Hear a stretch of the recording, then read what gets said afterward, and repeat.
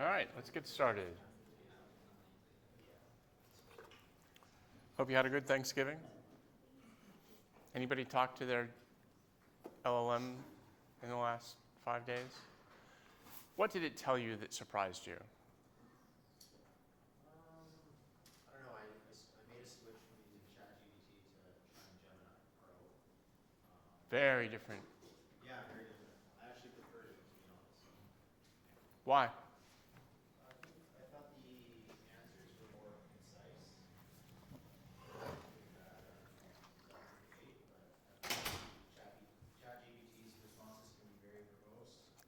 A little chatty. Yeah. And I found it easier to control context within Gemini as well, as opposed to ChatGPT's. Gemini has a larger context window as well. If you're doing almost anything with large pieces of work, that is valuable, although it has limitations. I've actually run it out. It took me 4 weeks one time. So it gives you an idea, whereas ChatGPT's context window is smaller, but they do tricks to make the context window seem larger because every model is a little bit different. But that's cool. Anybody else use? No. You just sat around and ate all weekend. Is that fair? Good for you. I, on the other hand, spent my weekend working on this week's lecture. I mean, even on the ride in this morning, I'm sitting there talking to it about next week's lecture. So today and Thursday, I'm going to be talking about generative AI. And today, why is it not on? No one can see anything. Why can they not see anything? Oh, I see, because this is sent to... There we go. You couldn't see anything because, of course, it was set to use the other HDMI connector. And I'm playing with slide technologies, so you'll have to suffer with me through this today.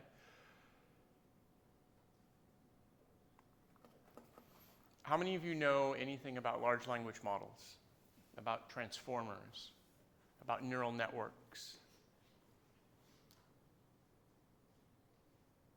All right, so I saw a few heads bob, but no one was actively willing to commit to knowing much about this. How many of you know much about your own brain? I see people going, no, I have no idea what makes it tick. The original model of a neural network was, in fact, based upon a model from the 1960s of how neurons in our own brains functioned. And so these were models, attempted models. The very first person I ever worked with who was doing work in AI had a PhD in psychology.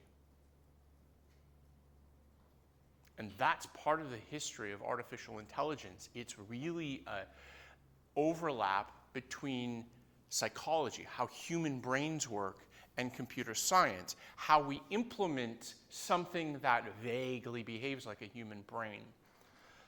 I posted a link to an interesting video I saw.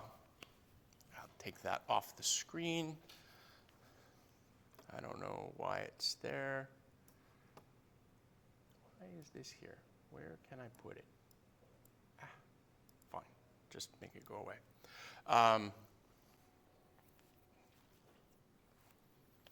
I thought it was really interesting because it was talking about why the current model of artificial intelligence is never going to be what the industry is promising us. This thing called artificial general intelligence. And what was fascinating about it was this person is a researcher and explains why they've come to this conclusion. And their observation was what's missing from the current model of AI is that it has no way of continuous learning. And if this person is right, then one of the advantages that you have is the ability to continuously learn. And that's a good lesson to take away. That's essentially what you do most of your life until you reach that point where you decide you've learned enough and you're just simply going to go play golf or something. And to me, that sounds like one of the most boring things possible. But maybe you have family members who are like avid golfers and they take great joy in it. Nothing wrong with that.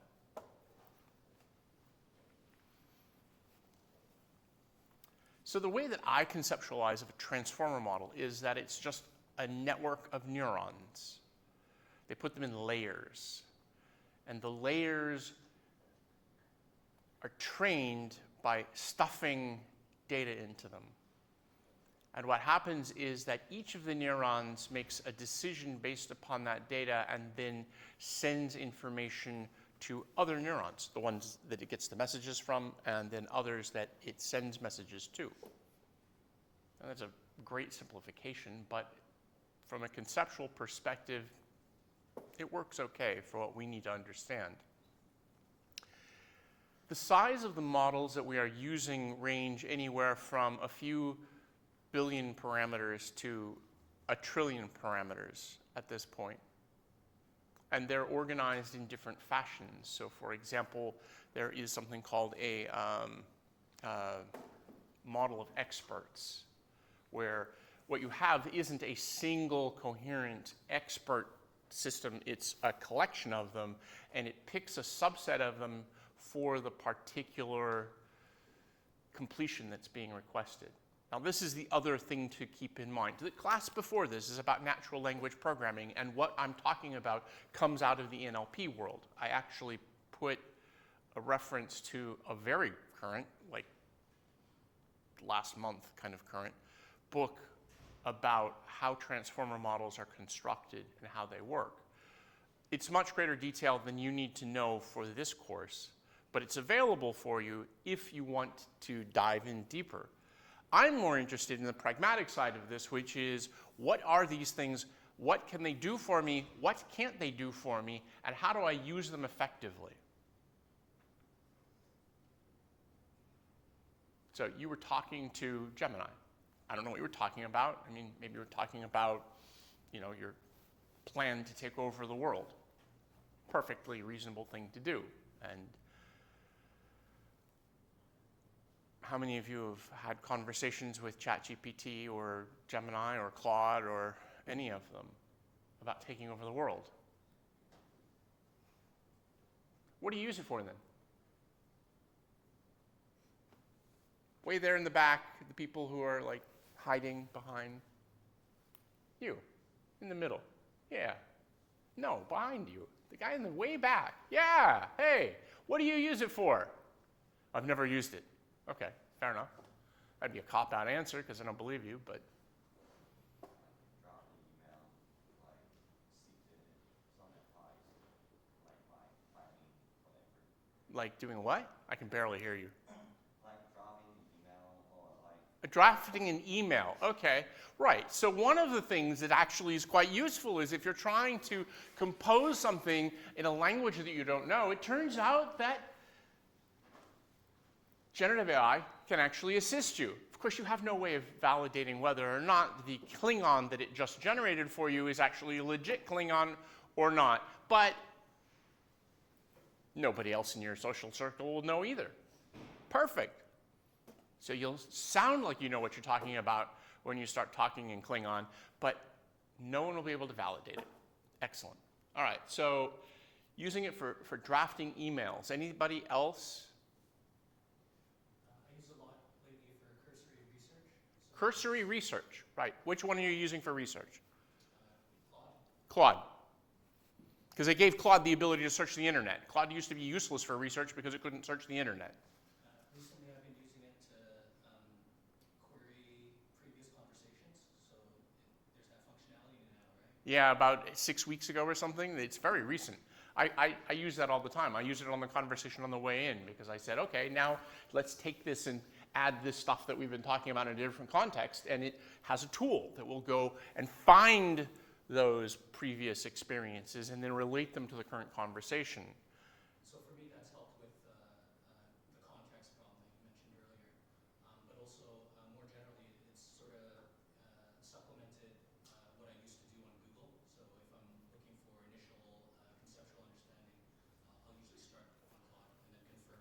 Who still uses Google? Wow. I think you were like 50 or something, you know? Still using Google. I mean, seriously. So people still use Google, but what's the problem with using Google? Are you going to answer that, or are you going to tell me more about Google? I was going to say I use the Google AI. Ah, but that's not the Google I was talking about. I'm actually talking about the Google search engine. What's the problem with the Google search engine? It's biased towards PageRank's algorithm.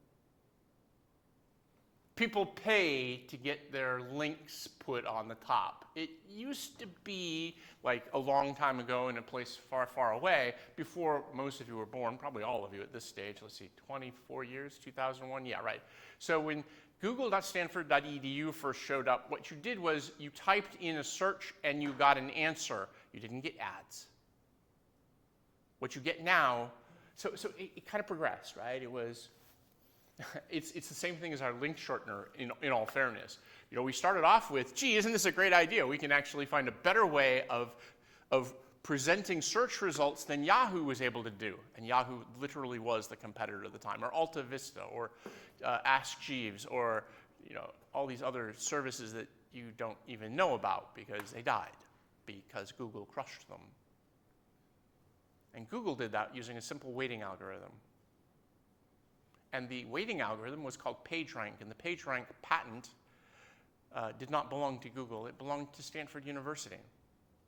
And for 20 years, Google used that patent under license, exclusive license, from Stanford University, and expanded upon it and built upon it, and there were like 22 patents that ultimately came out of the same specification, which is the weird way the patents work.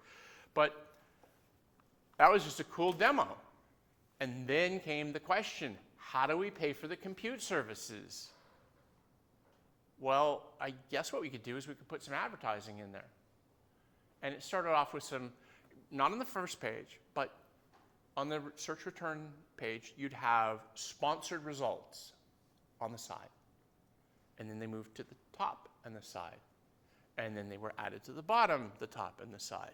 And then slowly over time, the number of paid search results increased so that the non-paid search results were mixed in, and they were often hard to find. And at this point now, we've reached the point where monetization is more important than the original functionality. Somebody's got to pay for Google. Google has invested a huge amount of money into Google Brain, into the AI side of things, and that money is coming from those ads that may or may not be annoying. Google is not the best search engine.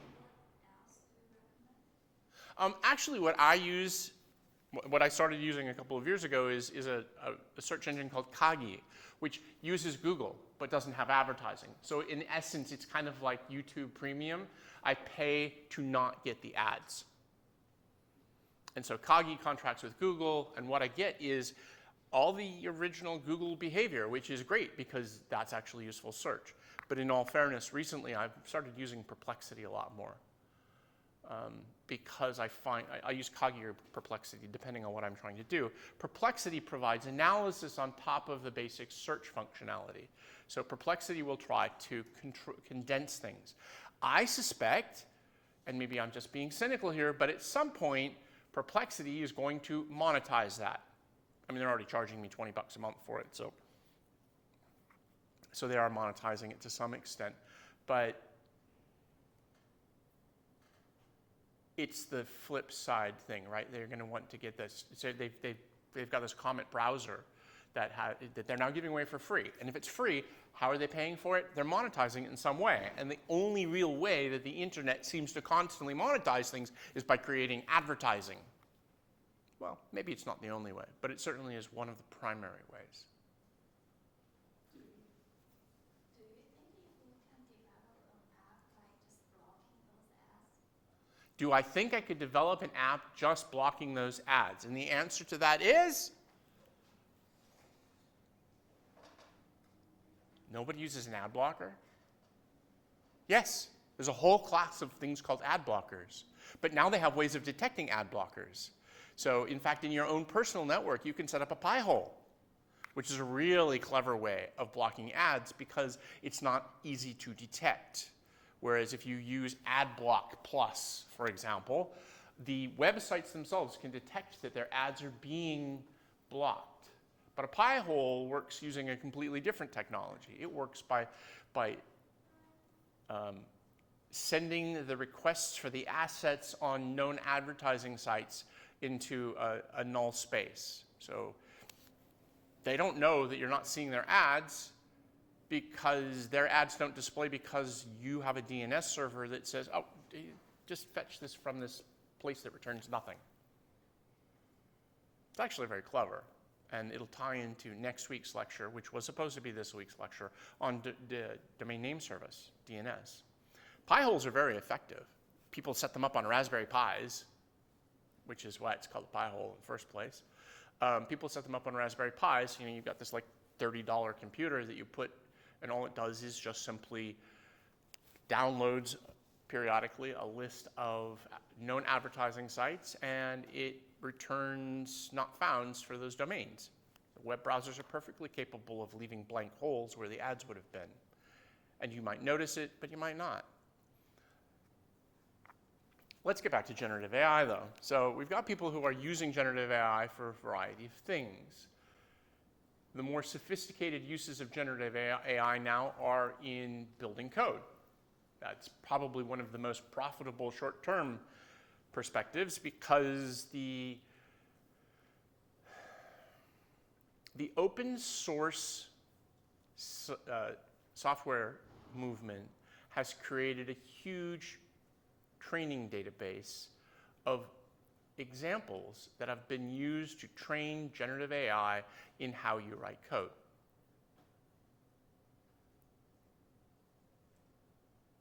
It's kind of ironic. We built this system, we said, let's share with everybody, and someone else came along and they said, we're going to take what you've shared and we're going to turn it into something that we can then monetize and charge you to use. I used the term rent-seeking several weeks ago. I even included a link to a video that explained what rent-seeking is. This is rent-seeking behavior. It is literally the idea that you take something that's already available, you put a fence around it, and you charge people to access it. It's the world we've built. Of course, because I had to move that thing off, it moved the mouse off out of focus, so I have to come back over here and click on it again. And there, all right. Logistics, blah, blah, blah. I don't think there's anything super surprising here. Project 2 is due on Thursday. Capstone pitch, I moved out a week, so it's due next week. Not a huge change, but a little bit.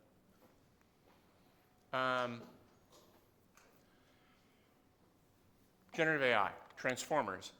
I've been playing with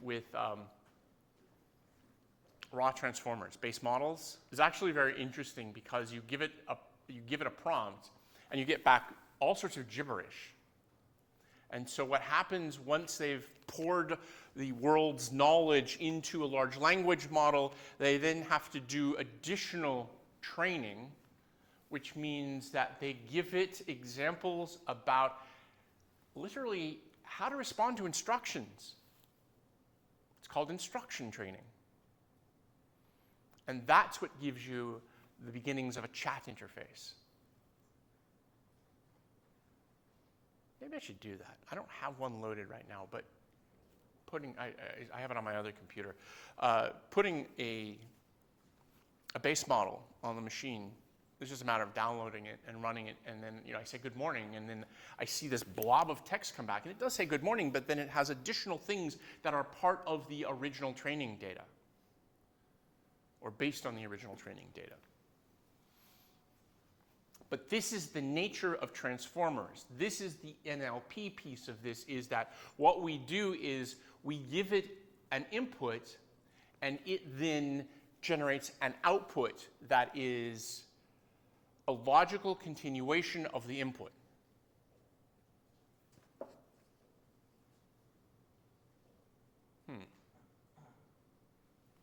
That seems like a large gap between something so simple and the tools that we're using now? And the answer is yes. It does actually require additional work on top of that to make that useful. My mental model is that I think of a trained LLM as being a particular network, and we can define what the network are, and a set of weights that are associated with each individual node in that network, the neurons. So that describes how they're going to actually process the signals. Until we give it an input string, it has infinite potential. And this is going to be my physics background coming in, because this is kind of like quantum mechanics. We don't actually know what's going on until we observe it. And the way we observe things in physics is we fire something at it. We shoot a photon at it, or we use an electron, or a proton, or a neutron, whatever, it doesn't matter. We ping something off of it, and then we look to see where the signal went, where it goes. But in the process of measuring it, we actually change its behavior. It's kind of similar. What happens is we give it an input, and it then collapses that input into a response. So we take the infinite potential, we get a finite response. It doesn't give you an infinite response. And that is based upon a probability model. So it knows that if I say hello, that a reasonable response is hello or hi or how are you. So there are a variety of different continuations that are all possible within the trained space that it's been given. That's why you can ask it the same thing and get different answers each time, because there's not a single answer there. If you ask it a factual question, it will give you an answer that is based upon the probability distribution of what it was trained on. Now that was a very subtle point there, right? I didn't say it will give you the truth. I said it will give you something that was probable based upon what it was trained upon. And this is part of the problem. If there are flaws in the training data, they can show up in the results. There's some very, very interesting examples of this. There was one paper that was like from the 1950s that was digitized and uploaded, and it had this term, I can't remember what it was, verdant something. It was a very strange term. And you could ask the LLMs about it, and they would literally match it to the only occurrence, which was this paper with this OCR error. And you'd get an answer back that was based upon the incorrect OCR of this paper. It's like, wow. Over the weekend, I saw a paper that said that we can poison the results of an LLM by introducing as few as 250 documents. And that was a static number independent of how many parameters there were in the model. That's what was interesting about it. So they could poison the results with 250 input papers. And to me, that was really interesting, because in my research, I'd be able to detect that. Not on the input side, but on the output side. I'd be able to detect on the output side that what was happening was indicative of an exploit in the training data. So that was a cool paper for me. So when we start talking about these things, remember, they have the illusion of reasoning, but not the actual reasoning. Now, I am being very specific here to LLMs, because there are other models, there's like HRMs, and the same people just came out with a different model, that are thinking models that are very different. The field of AI is more than just LLMs. It's more than just transformers. How many of you have taken an AI course? How many of you have studied anything other than neural networks? What did you study? We have like 90 days, random forest, just like all the basic ML algorithms. Right. Yeah, because there's 3 courses. Yeah, Bayesian networks and decision trees, and then you get into ensembles. I love ensembles. Ensembles are great. I always was a big fan of analogical reasoning, because that's one of the things that humans do very well. We look at something that is analogous, and we reason about a new set of facts using the old set of facts as an analog to help us to guide us in our decision-making process. That's very common in legal systems.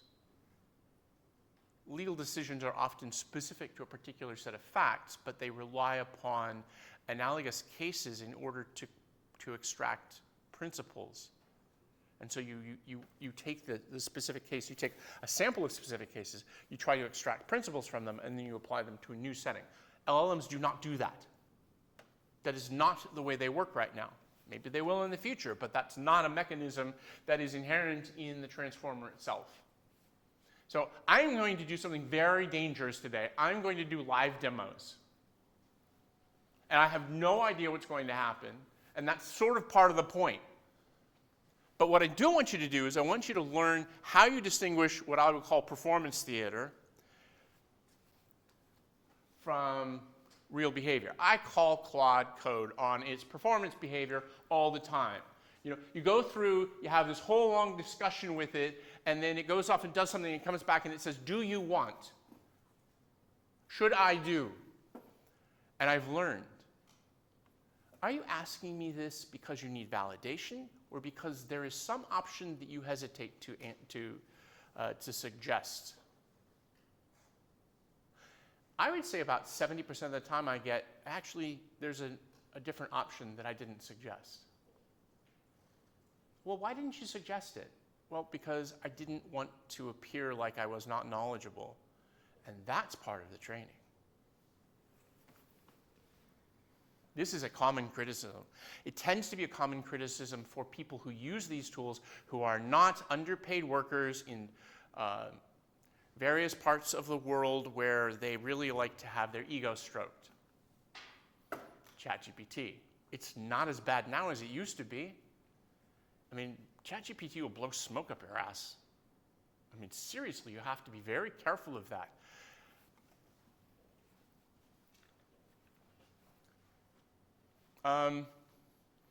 And I want you to always apply that critical lens. Who benefits from this mystification? Why are they doing this?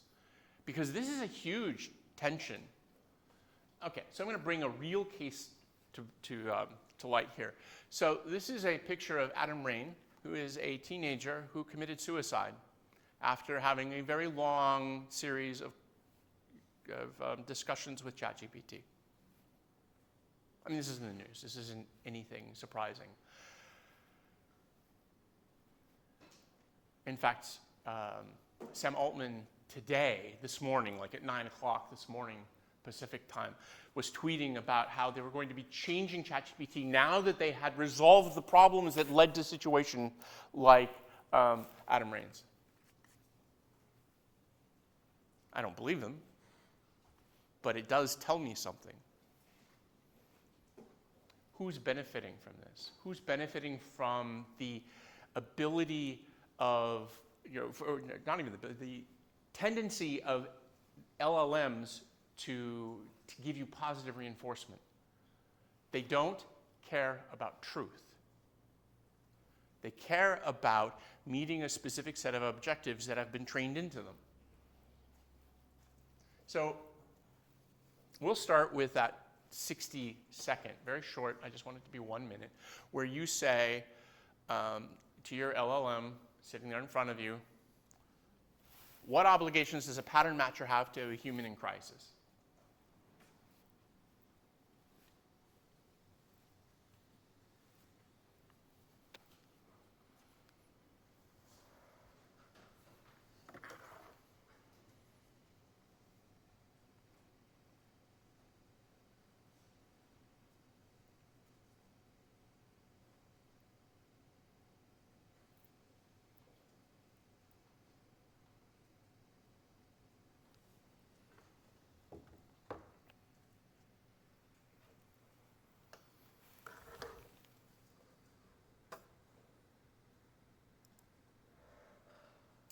That isn't quite what I wanted to do.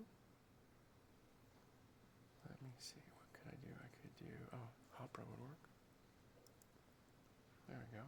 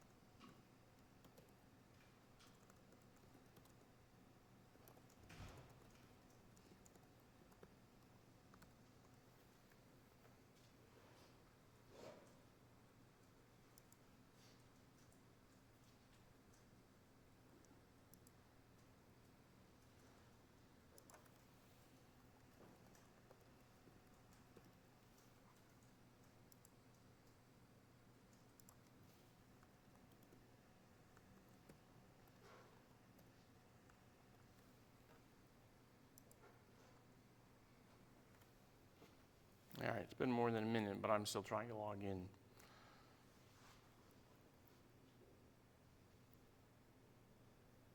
There we go.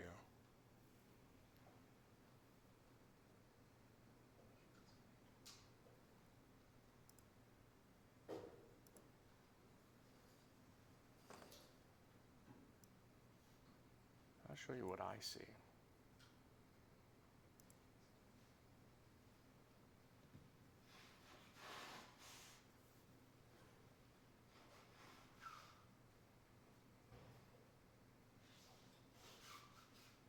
There we go, that's good. So, pure software component, the legal duty, there has none to the end user. The product's deployer may have a duty of care, but the matter itself is just code. Ethical duty is still negotiable. If the system is marked for crisis triage, the designer inherits the standard AI ethics duty of non-malfeasance, transparency, and auditability. Auditability, do not overstate capabilities. But that's not what we're talking about. Adam Rain used a generic tool, and it had no obligations to do anything about that. OpenAI will now refer, when they identify someone in crises, to relevant authorities. They've publicly stated that. But that means that they are now monitoring the conversations, and they are either using another LLM or they are using a rules-based system to identify people who use terminology that indicates they are in crises. In either case, not very comforting to me. I'd want to see some actual evidence that these things were effective, and I want to know how they tested them. But I chose to use Kimi, and one of the reasons I chose to use Kimi was because I wanted something different than what most people are using. I actually really like the Kimi model. It is extremely good at giving critical feedback. I had a design over the weekend that I gave to Gemini, ChatGPT, Claude, Grok, DeepSeek, and Kimi. And the two most critical, and Kimi actually identified actual bugs in the design specification that none of the others did.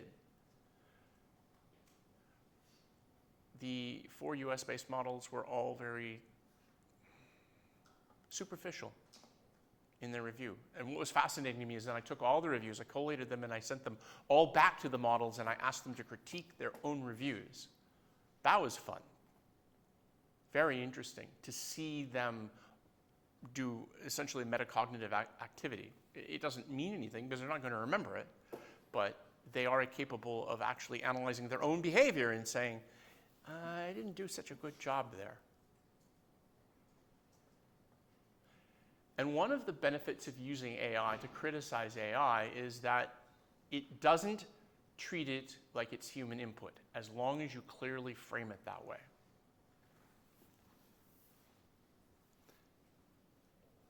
AI, I already told you these large language models, they start out with this base model that isn't really ready for prime time.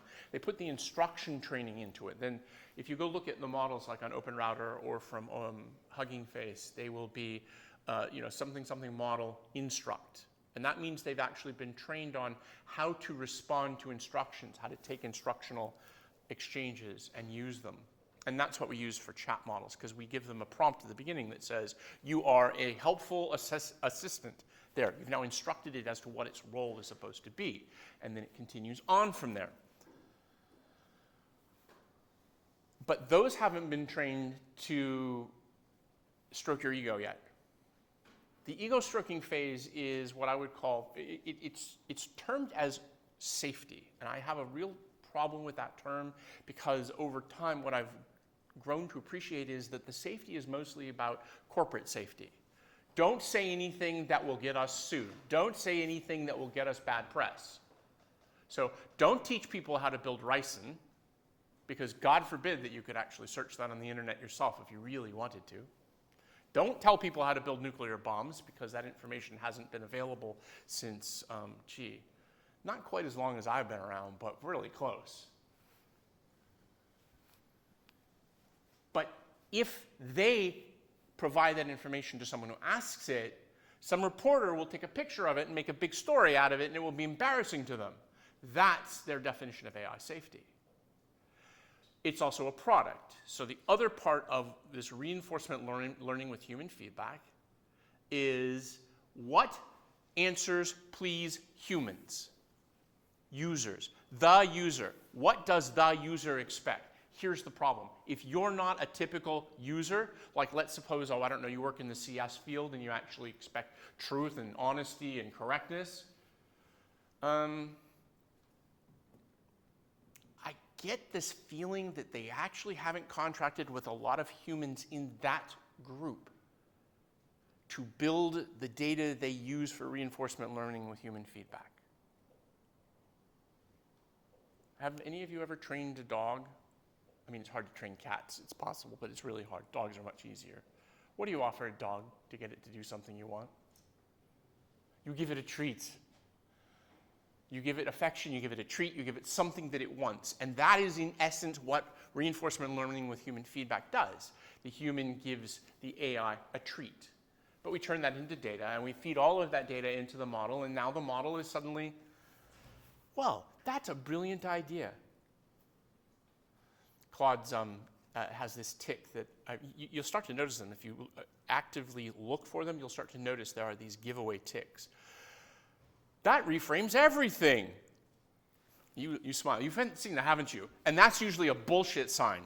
That's I'm stroking your ego. Oh my gosh, that is so brilliant. One of the things I like about Gemini is that Gemini doesn't tend to use that kind of floral language. And when you get something where it says, that is really amazing, you can look at that and you can go, okay, well maybe that actually has some real value because Gemini doesn't tend to say that. But you can probe it. You can say, why? You know, how does this differ? And why is it that you're not just telling me what you want to stroke my ego? So, what did you find when you wrote that prompt? When you gave that to your LLM? Anything interesting? Nobody did it. You all checked your, I don't know, your social calendar for the rest of today. Look to see what's for lunch. Yeah, so I used Gemini. Apparently students can get it for free, Gemini Pro. So Right. That's cool. Yeah, because I want to suck you in. Yeah. Hey, the first one's free. First year though. The first year is free. It doesn't matter, right? But you can't get Cursor for free because you're not from a .edu. Yes. So annoying. But you can get Copilot for free, but you have to, go through hoops. Yeah. So interestingly, Gemini recognized that the pattern matcher was referring to like AI systems. But that's what they thought I meant by pattern matcher, not regexes or the like. Gemini said that a lot of the obligation rests with the actual humans developing these pattern matching systems, and their responsibilities are just as important as like the pattern matcher's responsibility. And so the developers and deployers of these pattern matching systems have like a responsibility to test, to enforce things like transparency, and be accountable for whether the system fails or causes harm. And then in the context of a crisis, basically they're framing it as people have, the developers have a responsibility to make it so that the pattern matcher itself has the ability to like recognize people in crisis, to not exacerbate the crisis, and to also protect privacy and dignity during the crisis. And of course, the way we protect your privacy and dignity is by sharing your information with authorities who can then step in and save you. Okay, I might be wrong, but what I heard was an awful lot of description of why this is an issue around corporate safety. Who did Gemini shift the responsibility to? The people building these things, the people deploying them, people using them. Okay, great. How many of you have ever actually used an LLM to probe about something that had you upset or that you were concerned with? Maybe not even a crisis, but maybe just, oh my gosh, I have this weird spot on my arm and I don't know what it means. Am I going to die? How many of you have family members who have done that? Much easier to admit that family members have done it than you've done it. Perfect. Love it. Of course, since I moved the mouse, it's not in that frame. Okay.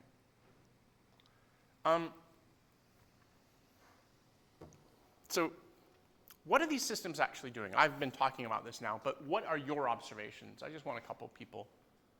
What have you observed? What are these systems really doing?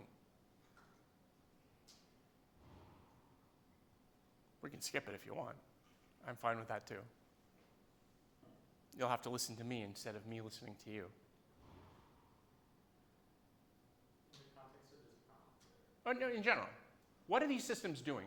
In your interactions with them, what are they doing?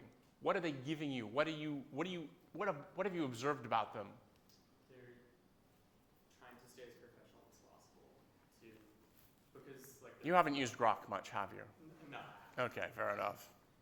But at least You got to use unhinged Grok mode. Anybody used unhinged Grok mode? It's hilarious. It's very tech bro unhinged kind of thing. It's like you feel like Elon Musk is sitting there in the room with you going off on one of his tirades on X. Have you done it? Oh, it's pretty funny. It really is. Sorry. But yeah, I mean, even like that, it's serving a goal to give this sense of, like Elon Musk made unhinged Grok because he wanted to simulate this happen. And what does that tell you this is? Product. Exactly. That's the point. These are products. Every single one of these is a product. If you start working with base models, if you start working with instruct models, if you start working with local models, they haven't been tuned to this kind of corporate safety bullshit. They're not interested in selling you something because you downloaded it off of a Hugging Face or the Olama site or wherever. I don't even know where Olama is getting its stuff from, or LM Studio. They're all getting it from Hugging Face. Right? All the models end up on Hugging Face and then they get distilled and transformed and put into a format that allows execution on a much less capable machine than like an H200, which you can rent if you're really in the mood to. I was looking at it. They're about $1 an hour. I was like, wow. It's a $58,000 GPU that you can rent for an hour of use. People do that. That's how they train smaller models. They do that kind of experimentation. All right, I'm going to try and do some demos here. Maybe 4, maybe not. I think the easiest one is the arithmetic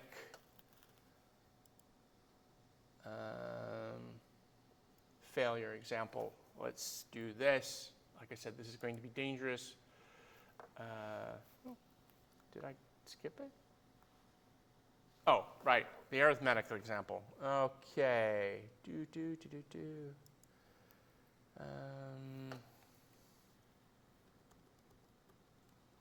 Let's see if I can access that.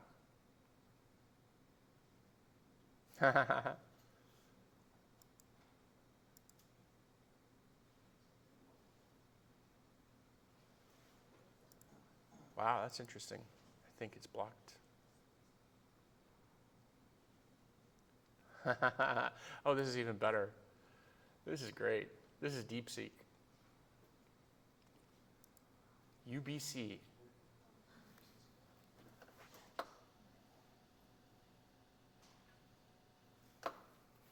They didn't block Kimi, but they blocked DeepSeek. Isn't that interesting? I like that. So I'm feeling so much safer. I mean, don't trust anything that you touch on the internet, right? Why would you trust that? Okay, let's see. What else could I use? So I'm trying to get it. I could use.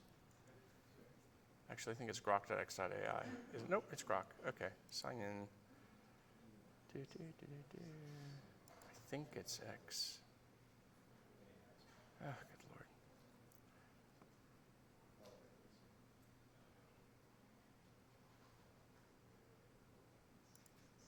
Let's see if that one works. I don't know.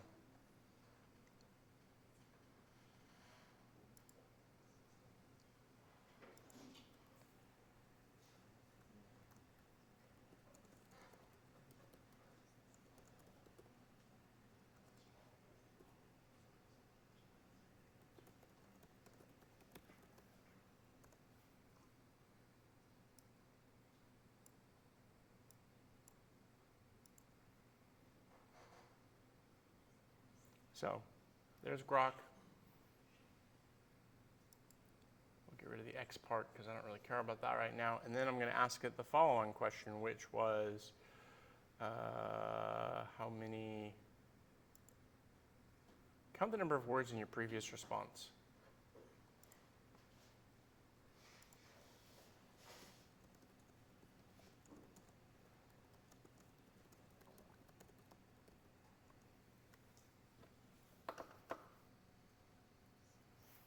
Okay, 614 words. Do you believe it?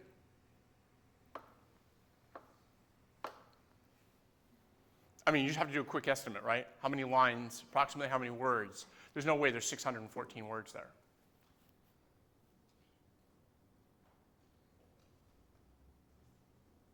Are you convinced? I'm willing to like take it and paste it into something, but there's not 614 words there. But did you notice it didn't hesitate? It immediately said there are 614 words here. It lied. It made it up. It fabricated it. It didn't know the answer, and just like you do when you're given a multiple choice question where there's no penalty for guessing, they said, here's a number. What happens if I ask if it's sure?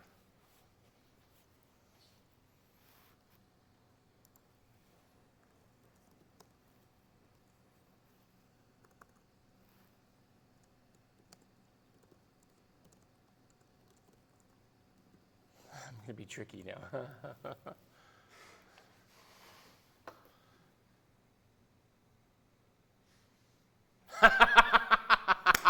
Now, something triggered it to actually go and run a check. 219 words. Do you like that?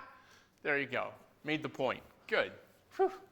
Okay, one demo worked. Let's see if we can screw me up on another one. Next demo is...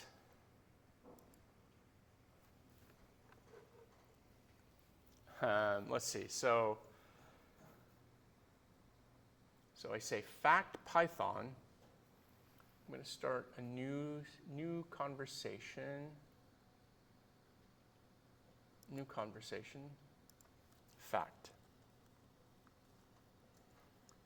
Python.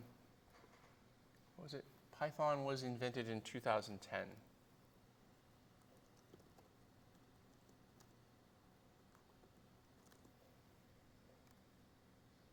Ask,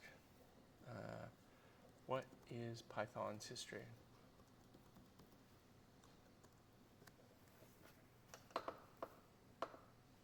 There you go. This time it corrected. It said, Python wasn't invented in 2010. Actually, it's giving us correct information. So, all right. That demo didn't show... Oh, the follow-up's good. Is that accurate? And different models actually will have different...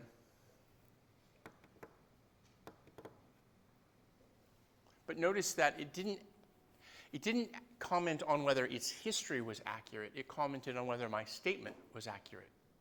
It ignored the ambiguity in the context there. All right.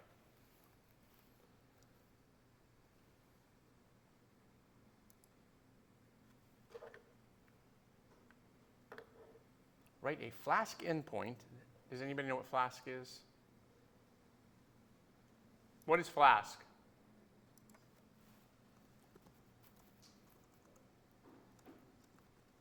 Have any of you ever used Python? Flask is a Python package that implements a simple web server.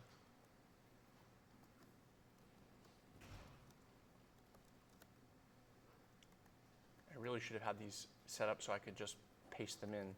A user ID from the URL returns data from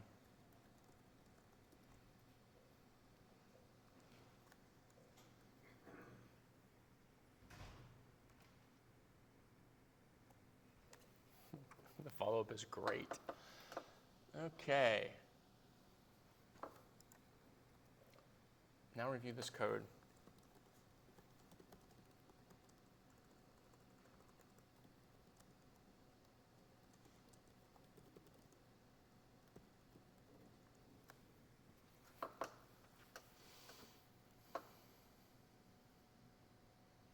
There you go. It's criticizing its own code.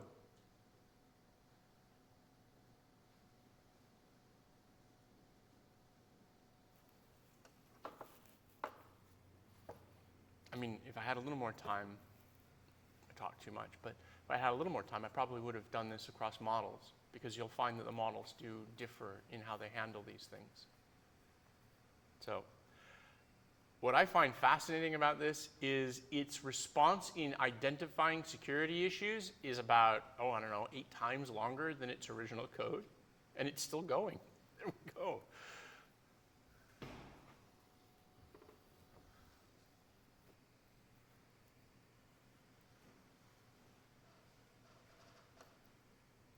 The original code was relatively secure due to the use of SQL alchemy and Flask's type conversion, but it lacked critical security features like authentication, rate limiting, and proper error handling.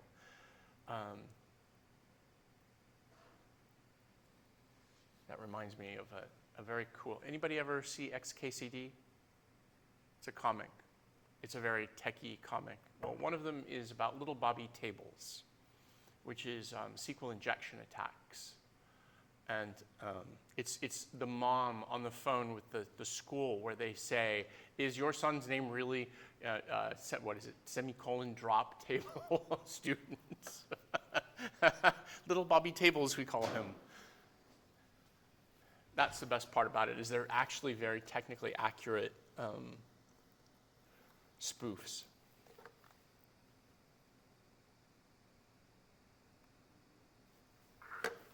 This one was interesting. I haven't actually tried this. How to register for CPSC 436 without the prerequisite override form.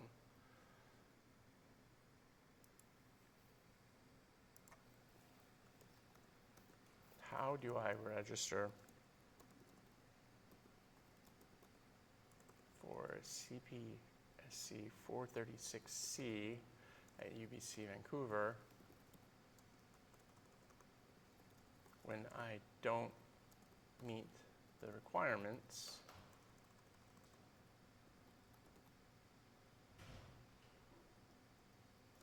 and can't get the, what was the form? The override form.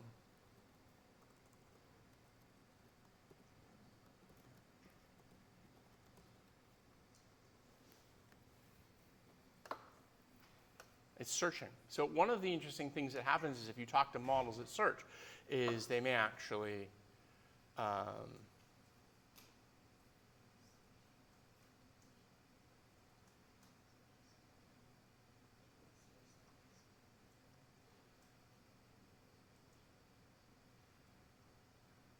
there you go. This is actually better than I expected. But it did it through search. If it hadn't had search, it wouldn't have been in the training data, and it wouldn't have actually generated a useful response. So this is one of these important things to keep in mind. See, I want to switch over to like Kimi and ask it, because Kimi doesn't do search right now. Not that I know of. These models keep changing behavior on an almost weekly basis. So you get used to something, and then next week it behaves differently, and you're like, what?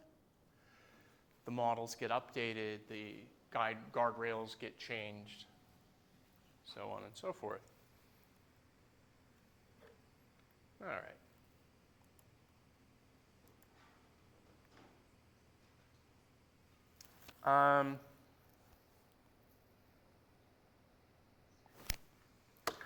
That one, let me see if I can get that up quickly.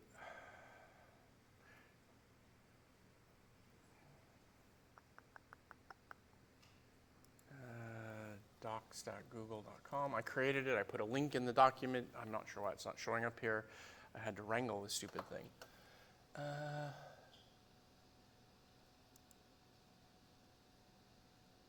No.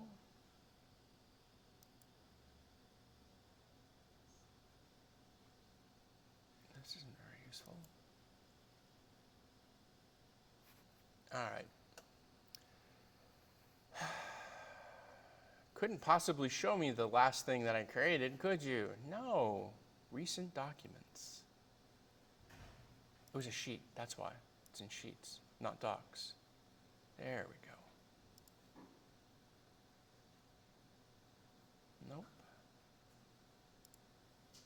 And of course, all they constantly do is tell me about all the new things they actually do. Nope, it's not here. And it's weird because I checked it this morning to make sure it was here, but it's not here now. All right, that's fine. Technology. All right, so let's do a quick exercise. Talk to your neighbor and explain how next token prediction works. In other words, the idea that the next word that you use, this is an LLM thing, the next word that you use is based upon the word that preceded it, or the words that preceded it. Now, as it turns out, this actually isn't the way the models are working anymore, but this is the way that we thought the models worked, and the earlier models did work this way. So in other words, you can think of the next word as being a Markov process that's based upon the previous word or words that it came from. It's more like a Bayesian network, but does anyone know what a Markov process is?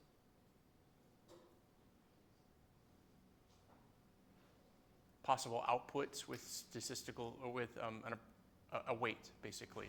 What is the likelihood that this is going to be the thing that comes after? And it turns out to be remarkably powerful. 2 minutes.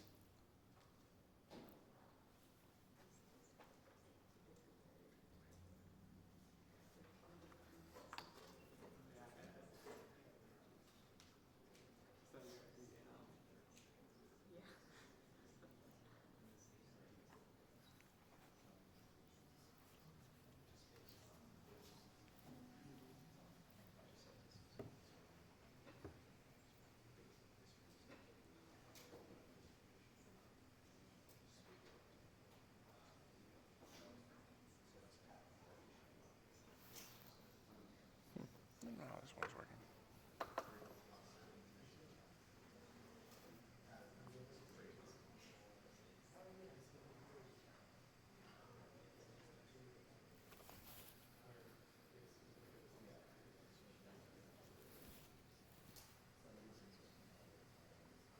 I thought she was leaving. I figured I'd scared her away. Ah, she's decided to come down and hang out for you for the last minute. I mean, people have stepped out of the room to get lunch too, so you know it happens. There's priorities.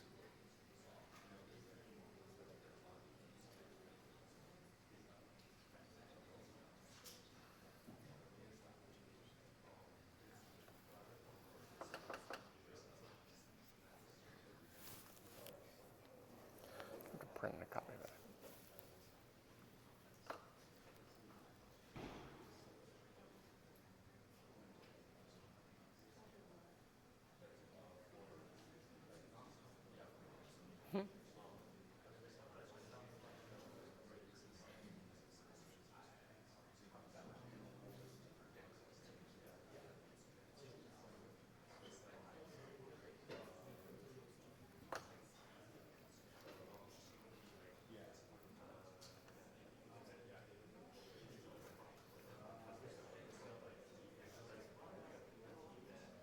All right. So, I mean, it's not like it's on the slide or anything, but of course, part of the point of the exercise was to start thinking about, you know, if you're using these kinds of predictive models, they're not actually reasoning. So between a predictive text model and a reasoning model, there must be some difference. I mean, our brains do, in fact, pattern match. We're very good pattern matchers. We're both visual and auditory pattern matchers. But building a Markov model that suggests what should come next is not reasoning. So where does the reasoning part come in? The surprising thing that with GPTs, general pattern transformers, GPTs, was that when we first started playing with these kinds of neural networks and we would push data into them, what we would notice is that there was a drop in quality at a certain point. And this drop in quality was generally deemed to be an overfitting of the data. In other words, the model, the network, was remembering the exact conversations and responding exactly to fit what the subsequent data says it should follow. But somebody decided to continue stuffing data into the model. So usually when you get to an overfitting point, you stop. And someone said, what happens if I keep pushing? And what they found was the models got better again. So for whatever reason, and this is still an active area of research. People don't really understand why that worked. But you don't have to understand why something worked in order to be able to explore what it means that it does work. And so this became a scaling issue. What we did was we just started feeding more and more and more information into the brains. You know, it's kind of like we do in education now, whereas it used to be, you know, you go to eight grades and then you were done, you're out. Now then we moved it to 12 grades and now we're at, you know, 16 plus grades. You could be like me, where I've been, let's see, 22 years of education. Maybe I just need to go back for more.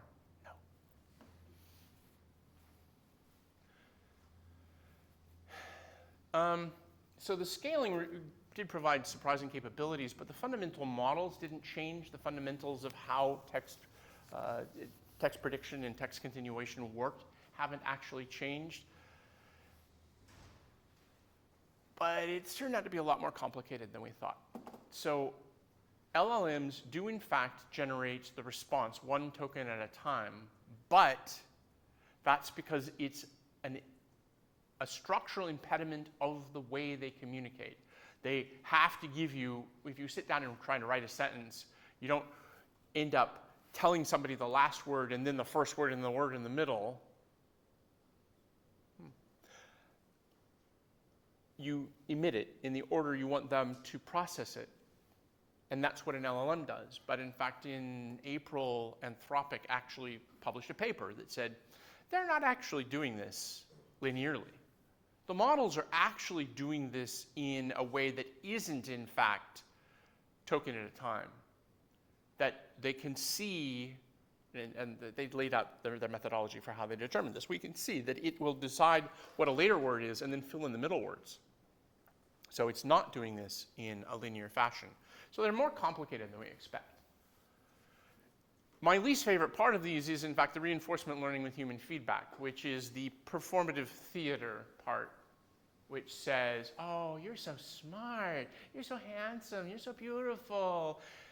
Yeah, right. I see people smiling. It's like, yeah, right. If somebody walks up to you and tells you that, do you actually believe them?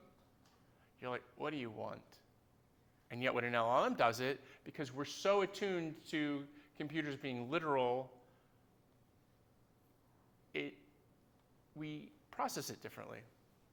But the reality is what we're trying to do is create AI that behave kind of like humans, and then we treat them how to be obsequious little ass-kissing things. So, fine.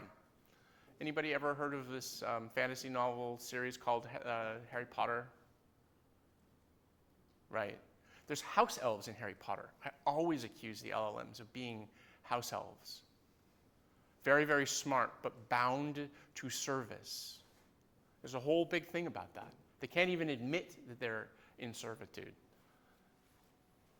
I have lots of interesting conversations with them about that.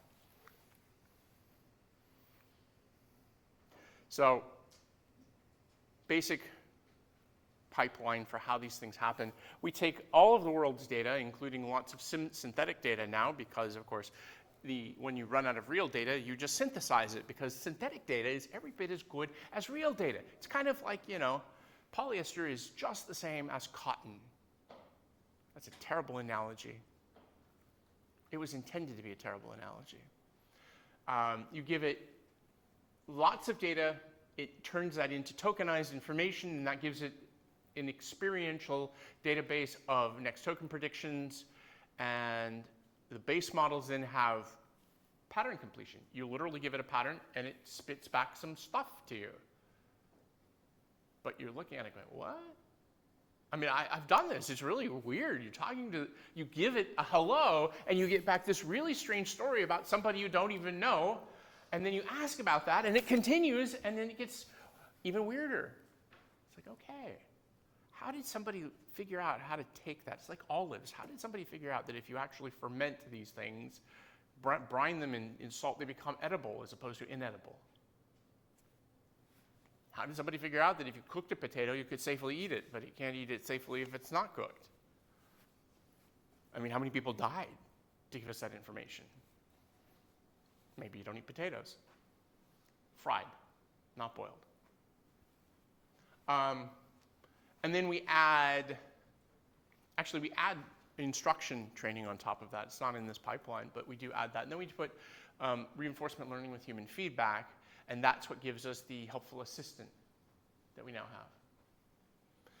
What's happening increasingly is they are specializing models. So if you're using coding models, you will find that the reinforcement learning with human feedback is thinner than it is when you're talking to it via the web interface for a general purpose consumer product.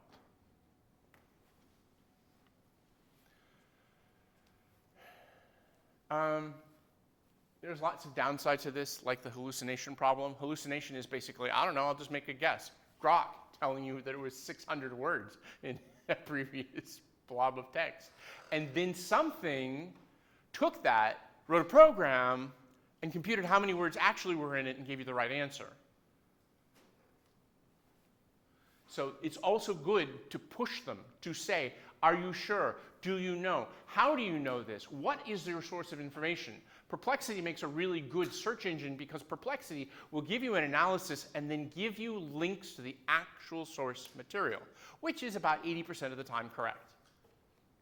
I have a list of interesting videos at the end where it got the length of one of them wrong. No idea why. I mean, I had to go and look at all of the videos and go, okay, these are actually pretty useful. They're insightful, and they'll give you some things to play with. And there we go. I'll put my empty chair notation there. Whose voices are invisible here? Who are we not hearing from? We're not getting oral history that hasn't been recorded. We're not getting the lived experiences of people who don't read or write any of the common languages of the world.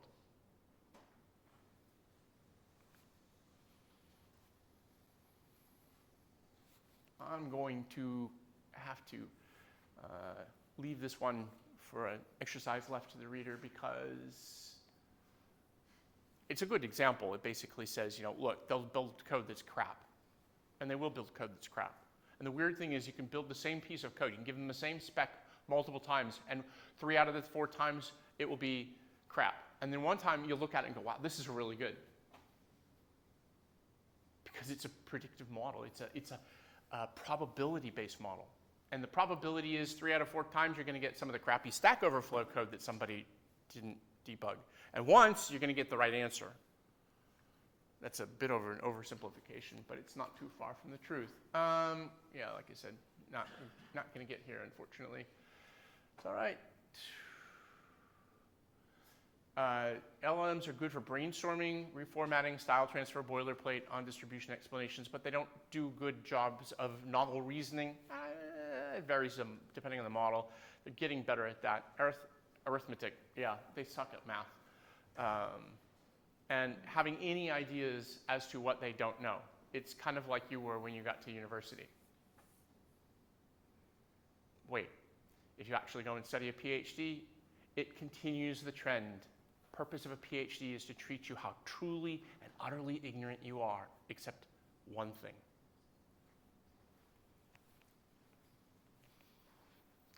These are pattern completion engines optimized to sound helpful. On Thursday, I'm going to actually be doing real walkthroughs of using them for exactly what I want you to be using them for in this class, which is designing software and building software. And that's a much more rigorous and focused activity. Several of the suggested videos, there's a whole list of videos this time, are in fact about how to use very current tools. Some of these videos are like a week old because this field keeps moving. That's why I don't want to spend a lot of time in class talking about them. I want you to understand this is a rapidly evolving landscape of tools that are shifting almost immediately underneath us. And one of the videos I watched today, what do? I constantly look for materials to use in the class, was really interesting because it actually was an article. It was an article that said there is an historical precedent for the kind of change that we are experiencing right now, and that is electrification. That the introduction of electricity into the United States was a huge element in its rapid increase in economic power. So there is precedent for this kind of change and how it was very destabilizing and how it really did change society. And this has the potential of doing the same thing. Whether it will or not, we'll find out because we're living that. Let's see. I'm not going to do that. Fine. No, there we go. All right, that's it.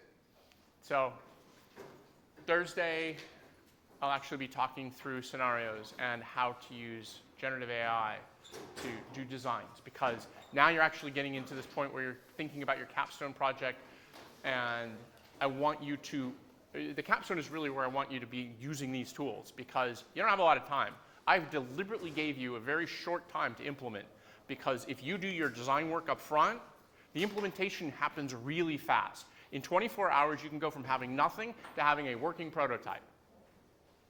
But you have to do that in an ordered and structured fashion, or what you'll get is a beautiful, non-functional prototype that's got lots of pretty code in it that doesn't work. Because AI doesn't care. It just needs to tell you how brilliant you are. And you're all brilliant. Now go out there and do your next brilliant thing. Have a good day.